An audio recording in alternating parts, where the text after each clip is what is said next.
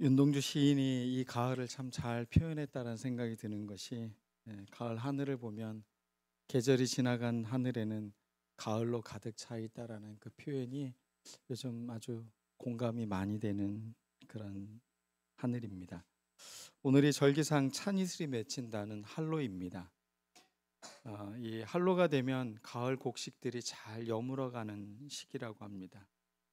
오히려 찬바람이 불 때 그 곡식은 더 깊이 맛이 들어가는 것을 어, 표현하고 있는 것입니다. 모든 것이 잘 익어가고 가을 거지로 한참 바쁜 시기입니다. 여러분의 가을은 어떻게 보내고 계십니까? 영혼의 추수를 하며 여러분은 잘 익어가고 있습니까? 아니면 여전히 처음 뿌려진 씨앗처럼 그렇게 그냥 나의 신앙이 땅속에 가려져 있지는 않은지 우리 자신들을 한번 이 가을에 자신을 비춰볼 수 있는 좋은 시간들이 되었으면 좋겠습니다.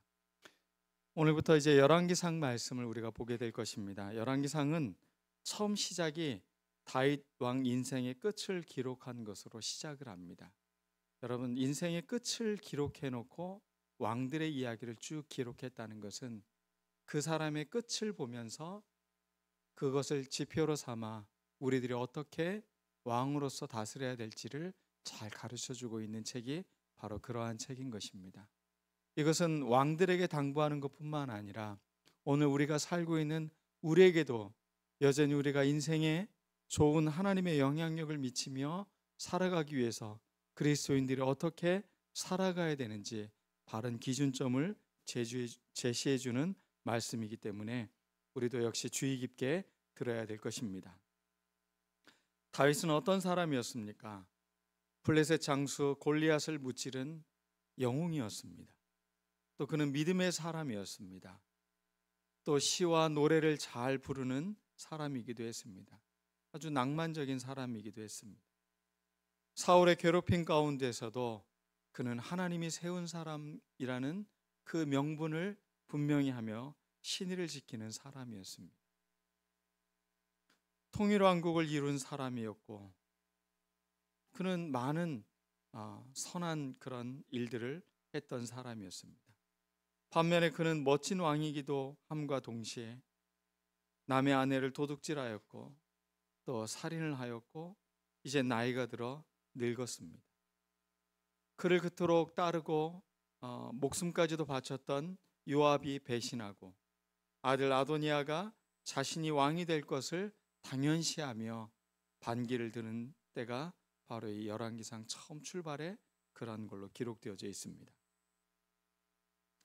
이렇게 멋진 왕도 나이는 비껴가지 않습니다. 나이가 들고 늙었으며 힘이 없어집니다. 그러면 사람들의 마음이 함께 움직입니다.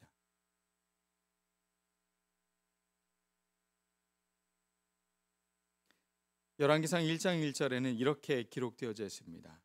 다윗 왕이 나이가 많아 늙으니 이불을 덮어도 따뜻하지 않다. 나이가 많으니 이불을 덮어도 뭐하지 않다고요? 따뜻하지 않다. 여러분, 이 말이 어떻게 느껴집니까? 측은하게 생각이 들고 뭔가 왕에 대한 어떤 이런 마음이 든다면 그래도 우리는 인간에 대한 긍휼한 마음이 여전히 있는 것입니다. 그러나 아도니아는 아버지의 이러한 사실을 알고 그는 이제 아버지가 살 날이 멀지 않았으니 이제 내가 곧 왕이 되겠구나. 스스로 자기 스스로를 높입니다. 그리고 내가 왕이 돼야겠다. 그리고 마치 지금 자기가 왕이 된 것처럼 병거와 기병과 호위병 50명을 준비해서 모의를 하기 시작을 합니다. 늙고 약해진 다윗의 이야기가 반란의 조짐이 보이기 시작을 합니다. 그런데 그 반란의 주동자는 다름 아닌 다윗의 넷째 아들 아도니아였습니다. 세 명의 형들이 죽고 이제 자기가 이제 첫째 역할을 해야 되니 당연히 자기가 왕이 될 것이라고 생각을 한 것입니다. 아도니아는 요압과 아비아달 제사장을 자기 편으로 포섭을 합니다. 일단 군사의 지도자로 있는 요압을 자기 편으로 만듭니다. 그리고 종교적 리더십을 갖고 있었던 아비아다를 또 자기 편으로 포섭을 합니다. 힘과 또 정치적인 것과 또 종교적인 것들을 다 자기 편으로 만든 사람이 바로 이 아도니아였습니다. 그는 어찌 보면 정치적인 감각이 아주 뛰어난 사람이었습니다. 정치인으로서 무엇을 해야 되고 어떤 사람들을 내 편으로 만들어야 되는지를 잘 알고 있는 아주 감각이 뛰어난 사람이었습니다. 그러나 그에게 중요한 것이 빠져 있습니다. 하나님에게 그것을 여쭤보지 않았다는 겁니다. 그는 그저 당연히 인간적인 방법으로 자신이 왕이 될 것이라 생각을 했지, 그는 그것을 갖고 하나님께 기도하지도 않았을 뿐만 아니라 하나님이 자신을 왕으로 세우는지에 대해서는 전혀 관심이 없었다는 겁니다.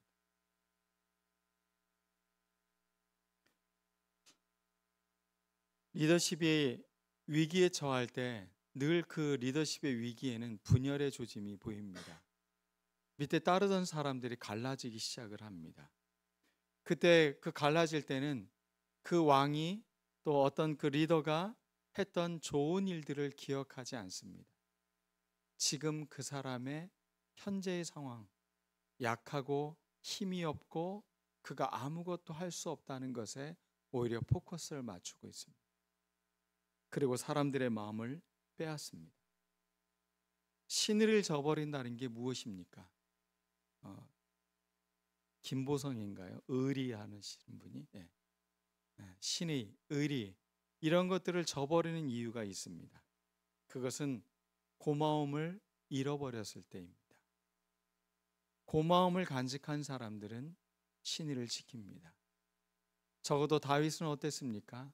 신의를 지키는 사람이었습니다.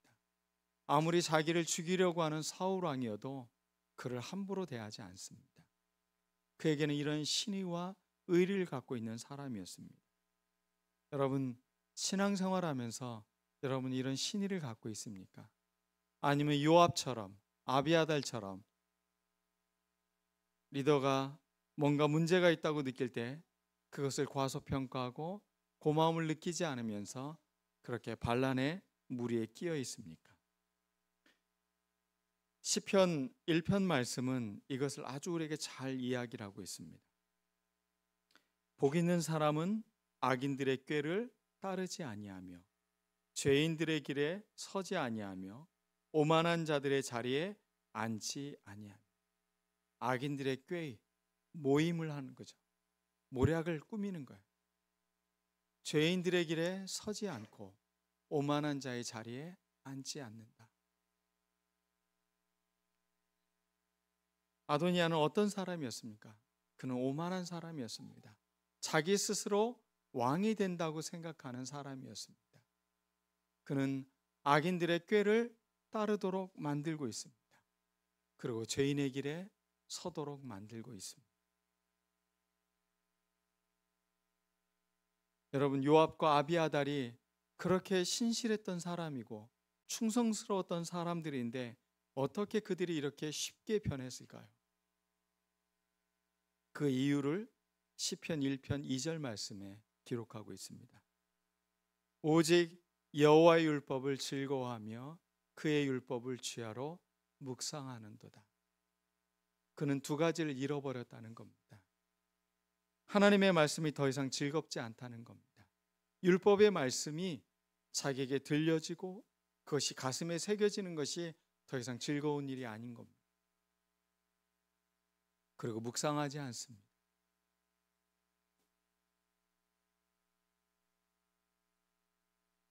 그는 율법의 말씀을 즐거워하지 않고 무시했습니다. 지루한 잔소리로 여깁니다. 말씀보다는 자신의 이익에 맞아 떨어지는 편을 선택한 것입니다. 하나님의 말씀을 즐거워한다는 것. 대화를 하면 어떤 사람과 대화할 때는 너무 즐거운 대화가 있습니다. 근데 어떤 사람과 대화를 하면 더 이상 말을 하고 싶지 않습니다. 여러분, 하나님과 대화할 때 여러분은 어떻습니까? 하나님의 말씀이 여러분들에게 들려질 때 여러분은 어떻습니까? 즐겁고 재미있습니까? 아니면 지루한 잔소리로 여겨지고 빨리 이 자리를 내가 벗어나야지 하는 이런 마음이 있습니까? 또 하나는 그 말을 묵상하는 태도라는 것입니다. 하나님의 말씀을 그냥 알고 있는 것으로 그치지 않고 계속 내 마음에 깊이 묵상을 하는 것입니다. 이것을 우리는 이렇게 새겨 듣는다고 표현을 하잖아요. 어떤 말들을 자기에게 잘 새기는 거예요. 계속 반복해서 이 말씀을 되새기고 되새기고 하는 것입니다. 우리에게 진짜 필요한 것이 바로 이겁니다. 하나님의 말씀을 즐거워하는 여러분들이 됐으면 좋겠습니다. 그리고 그 말씀을 매일 되새기며 묵상하는 여러분들이 되었으면 좋겠습니다. 하나님의 말씀이 넘쳐나는 시대에 우리는 살고 있습니다. 과거에 우리 믿음의 선배들은 말씀을 듣기 위해서 산을 몇 개를 뛰어넘고 그 부흥회에 참여하기 위해서 그 먼 길을 마다하지 않고, 예를 들면 순천에서 나주까지 걸어서 그 산길을 넘어서 그 부흥회에 참석하고 이랬습니다. 근데 지금 우리는 어떻습니까?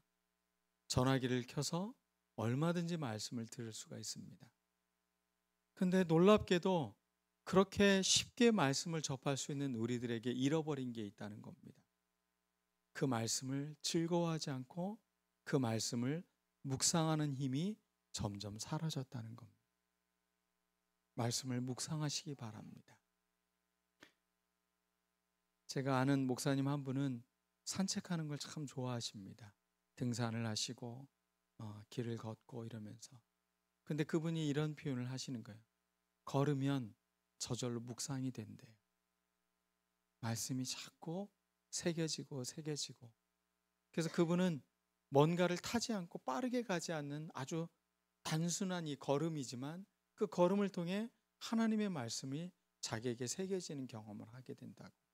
그래서 저 자신에게 있어서 이 산책을 하는 시간은 하나님의 말씀을 묵상하는 시간이라고 이런 표현을 하시는 것을 들었습니다. 여러분, 오늘부터 하나님의 말씀을 즐거워하고 묵상의 힘을 여러분들이 발견하는 능력 있는 여러분들 모두가 되었으면 좋겠습니다. 여러분, 어떤 소리가 들리십니까? 어떤 말이 여러분에게 더 자극적으로, 더 좋게, 더 매력적으로 들리십니까? 고든 스미스라는 분이 쓴 예수의 음성이라는 책에 이런 이야기가 나옵니다. 분별력에는 세 가지의 개념이 있다는 겁니다. 어떤 거를 우리가 분별하는 그 분별력을 갖는다는 건 첫 번째는 통찰력이라는 것입니다. 통찰력이라는 것은 무엇인가를 분명하게 볼 수 있는 능력입니다. 여러분들이 뭔가를 볼 때 정말로 분명하게 보고 있습니까? 아니면 누구의 말만 듣고 그냥 그것을 따라서 움직이고 있는 것입니까? 통찰력이 있어야 됩니다. 인사이트가 있어야 된다는 것입니다. 현상을 인식하고 그 안에서 그 본질적인 것을 바라보는 이 통찰력이 여러분에게 있어야 되는 것입니다. 두 번째는 선별력입니다. 이 분별이 있다는 것은 옳고 그른 것, 좋은 것, 악한 것, 이것을 구분할 수 있는, 선별할 수 있는 눈이 있다는 것입니다. 고급 포도주를 감별해내는 소믈리에들은 그 포도주의 조금의 맛과 향을 보고서 그 포도주가 얼마나 잘 농사가 되어졌고 이게 얼마나 좋은 포도주인지를 분별해냅니다. 커피를 분별하는 사람들도 역시 마찬가지입니다. 스푼으로 그냥 한 번 맛을 봤을 뿐인데 그 커피가 어떤 농장에서 어떤 과정을 거치고 어떻게 볶아졌는지를 다 예측을 하는 맛을 선별하는 것입니다. 좋은 것을 선별할 수 있는 이 능력, 이 분별력이 있어야 되는 것입니다. 좋은지 나쁜지 구분도 하지 못하고 옳고 그른지 판단하지 못하면서 그렇게 아무거나 선택을 해서는 안 되는 것이겠죠. 세 번째는 판단력입니다. 좋은 평가를 하고 그것을 결정하는 판단력. 역사의 평가, 후대는 어떻게 바라볼 것인가? 나의 아들과 딸들은 나의 삶을 어떻게 판단할 것인가?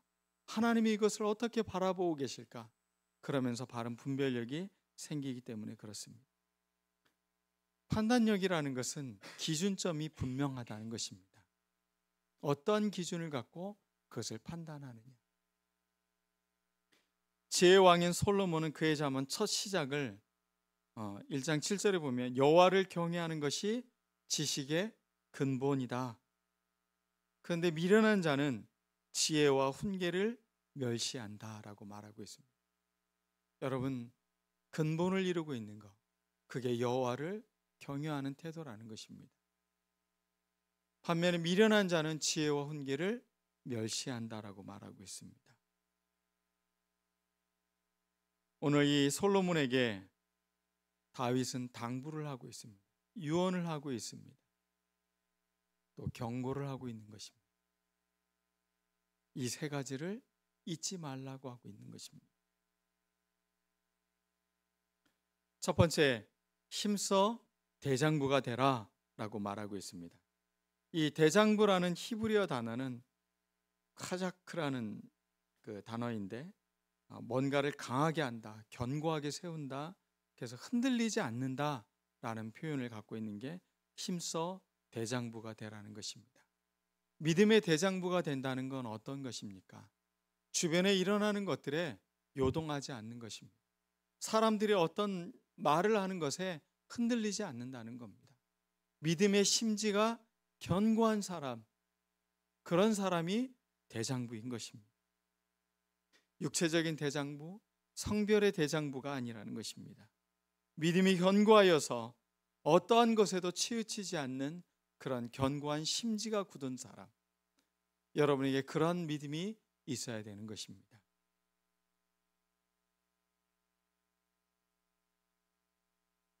오늘 읽었던 3절 말씀에 내 하나님 여호와의 명령을 지켜 그 길로 행하며 그 법률과 계명과 율례와 증거를 모세의 율법에 기록된 대로 지키라. 그리하면 네가 무엇을 하든지 어디로 가든지 형통할지라. 형통의 축복은 바로 여기에 있다는 것입니다. 하나님의 말씀을 지키는 것입니다. 그 길로 행하는 것입니다. 그리고 기록된 대로 지키는 것입니다. 그게 우리가 인생을 형통하게 살아가는 비결임을 다윗은 우리에게 알려주고 있는 것입니다. 오늘 말씀을 듣고 여러분의 믿음은 흔들리지 않는 대장부 같은 믿음, 이 말씀대로 순종하며 살고 있는 여러분들이 되기를 축복합니다. 두 번째입니다. 4절 말씀에 삼가 마음을 다하고 성품을 다하여 진실이 행하라고 합니다. 하나님 앞에서 마음을 다하고 성품을 다하고 진실이 행하라. 모든 일을 할 때 최선을 다하는 사람들이 있습니다. 마음의 정성을 기울이는 사람들이 있습니다. 하나님을 예배하고 하나님을 믿는 데에는 우리의 마음이 바로 그러해야 된다는 것입니다. 두 번째는 우리의 성품의 문제라는 겁니다. 인격의 문제라는 것입니다. 우리의 성품은 하루아침에 되는 게 아닙니다. 어린 시절부터 그의 삶에 차곡차곡 쌓여져 있는 것입니다. 우리의 삶이 그렇게 차곡차곡 쌓여져 있는 이 성품이 하나님의 말씀을 사모하며 하나님 안에 살아가려는 그러한 성품이 되어야 된다는 것입니다. 그리고 진실되이 행하라고 말하고 있습니다. 왕의 덕목은 정치적인 협상력이 있거나 외교적 능력이 있거나 경제적인 부흥을 이끌어내는 능력이 아니라 오늘 하나님의 말씀은 하나님 앞에서 마음을 다하고 성품을 다하고 진실히 행하는 것, 이게 가장 중요하다고 말하고 있는 것입니다. 사람들은 이것이 매력적이라고 말하지 않습니다. 이것이 리더의 덕목이라고 말하지 않습니다. 그러나 성경은 분명히 말하고 있습니다. 이것이 결국 우리를 견고하게 만드는 힘이 될 거라는 것입니다. 마지막 세 번째입니다. 세 번째는 이런 사람을 조심하라는 것입니다. 인생을 살면서 만나야 할 사람과 만나지 말아야 될 사람이 있는 것을 우리의 짧은 인생에서도 많이 경험을 하게 됩니다. 그럴 때 이런 사람을 만나지 말라. 그러면서 이런 사람을 조심하라고 다윗이 솔로몬에게 조언을 해주고 있는 것입니다. 요압 같은 사람을 조심하라는 겁니다. 힘의 논리, 어떤 권위도 얼마든지 자기가 갈아치울 수 있다고 생각하는 이런 오만한 마음, 이런 마음을 갖고 있는 사람을 조심하라는 겁니다. 한마디로 교만한 사람, 두려워할 줄 모르는 사람을 조심하라는 겁니다. 부끄러워할 줄도 모르고, 이 요압은 어떤 일을 벌입니까? 아브넬과 아마사를 죽입니다. 이스라엘의 군대 장관이었던 사람들을 죽이죠. 그때 이들의 그 다윗에게 찾아왔던 것은 평화로 이 이스라엘이 통일되기 위해서 그런 기회를 제공하기에 온 거였는데, 이 사람들이 오게 되면 자기의 입지가 줄어들겠죠. 지금 이곳에서는 자기가 최고의 장관인데, 군 사령관인데, 그들이 오면 자기가 그런 것들에 밀리게 될 것을 두려워했는지도 모르겠습니다. 아니, 시기심이 생겼는지도 모르겠습니다. 그들을 죽이고 그 평화의, 그 좋은 태평성대의 기회를 이 사람은 피를 흘려서 전쟁의 위기에 처하게 만든다는 것입니다. 요압과 같은 사람을 조심하라. 어떤 사람입니까? 평화를 일궈내지 못하고 자꾸 누군가를 죽이고 누군가를 배반하고 그렇게 만드는 사람을 조심하라는 것입니다. 또 요압은 어떤 사람이었습니까? 왕이 당부를 합니다. 어찌 보면 다윗 왕의 가장 아픈 것을 건들지 말라고 부탁을 하고 있습니다.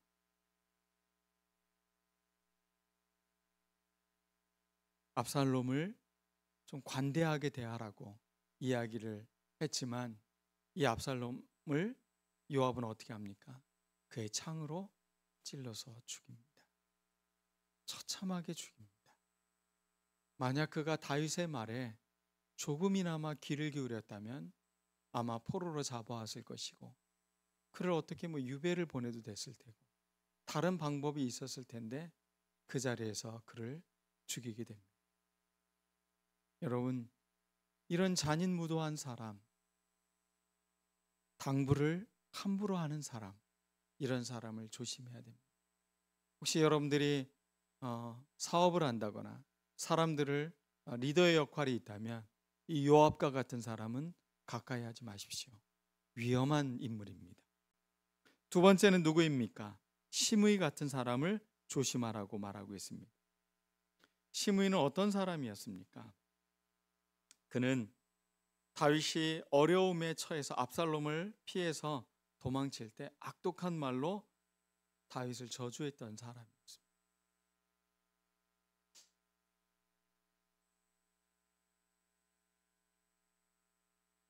말이 거친 사람을 조심하라는 거예요.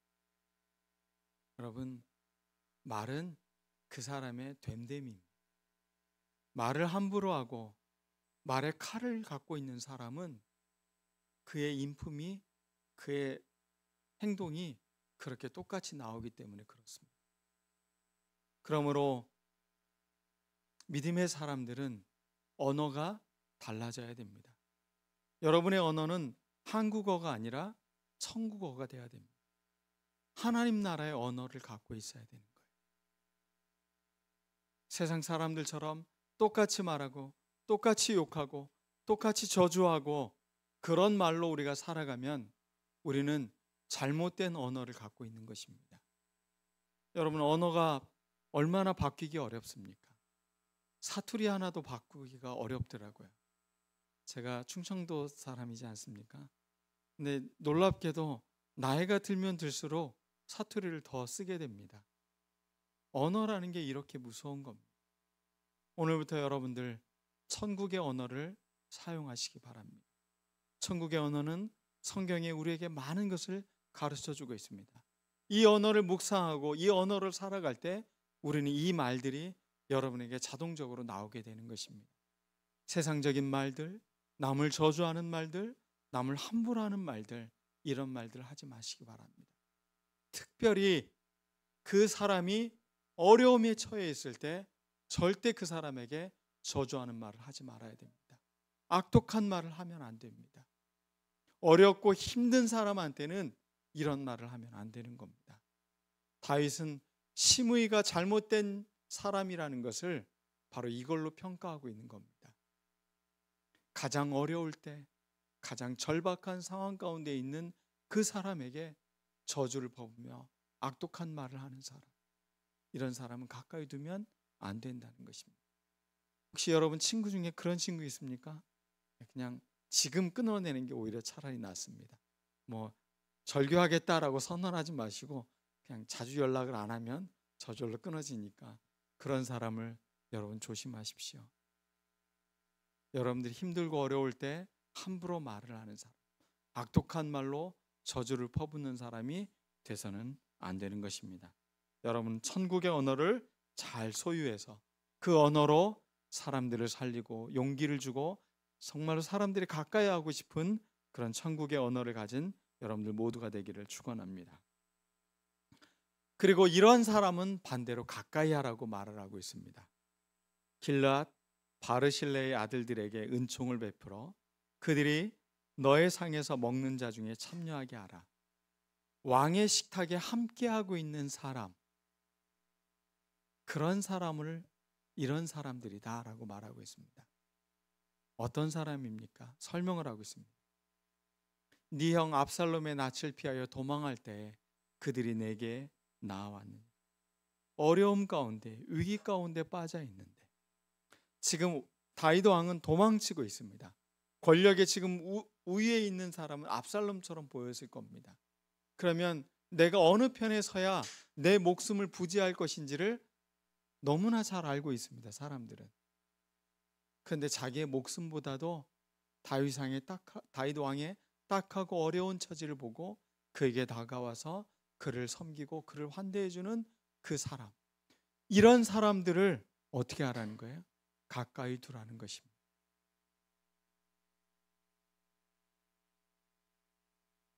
위기에 빠졌을 때 여러분 돕고 어려운 처지를 함께하는 사람들이 되어야 되는 것입니다.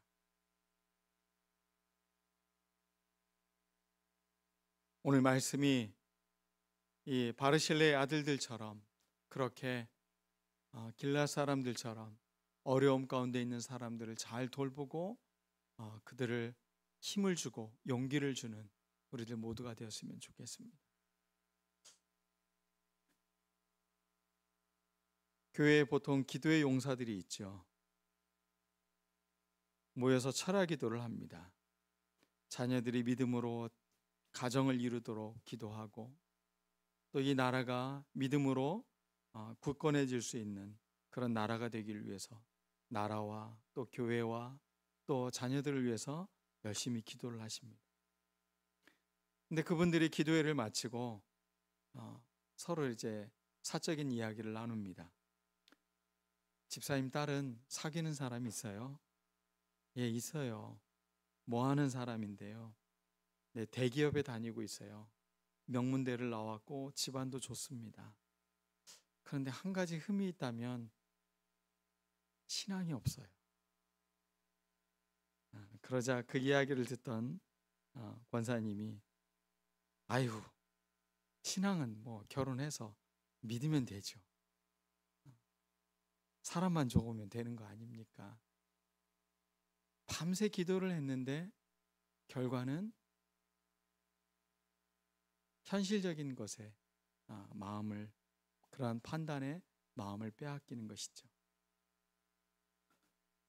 솔로몬은 이 계명을 듣고 과연 이렇게 살았을까요? 열왕기상 11장 33절에서 34절에 세번역 성경으로 제가 읽어드리겠습니다. 솔로몬은 나를 버리고 시돈 사람의 여신인 아스타롯과 모압의 신 그모스와 암몬 자손의 신 밀곰에게 절하며 그의 아버지 다윗과는 달리 내 앞에서 바르게 살지도 않고 법도와 율례를 지키지도 않았지만 내가 택한 나의 종 다윗이 내 명령과 법규를 지킨 것을 생각해서 솔로몬이 살아있는 동안에는 그 온 왕국을 그의 손에서 빼앗지 아니하고 그가 계속해서 통치하도록 할 것이다.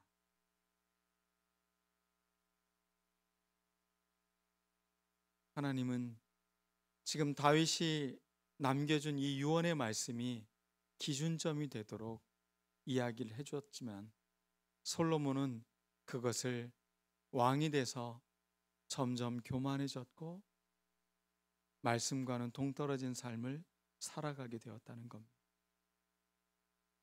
시작은 아주 멋지게 시작을 했습니다. 그런데 그는 한 가지 실수를 했습니다. 다윗 왕이 아비아달에 대해서는 말을 하지 않습니다. 그런데 그 아비아달을 솔로몬은 자기에게서 완전히 배제해 버립니다. 오직 사독의 이야기만, 자기를 왕으로 세웠던 그의 말만을 듣게 됩니다. 종교의 타락은 바로 여기에서 출발하는 것입니다. 균형이 잡혀야 됩니다. 그것이 쓴소리고 좋은 소리고 그래도 그 두 가지를 함께 들을 수 있는 귀가 있어야 되는 것입니다. 여러분, 믿음의 이야기는 그게 쓴 이야기여도 그게 불편해도 그것을 들을 수 있는 귀가 있어야 됩니다. 나한테 좋은 이야기, 내가 무엇을 해도 비판하지 않는 사람들, 그런 이야기에 귀를 기울여서는 안 되는 것입니다. 신앙은 때로는 불편하게 다가올 때가 있습니다. 하나님의 말씀이 때로는 나를 공격하는 것처럼 느껴질 때가 있습니다. 어느 때는 하나님의 말씀이 너무 좋을 때도 있습니다. 그 두 가지를 다 귀하고 값지게 받아들이는 태도, 이것이 우리가 솔로몬의 길을 걸어가지 않는 비결인 것입니다.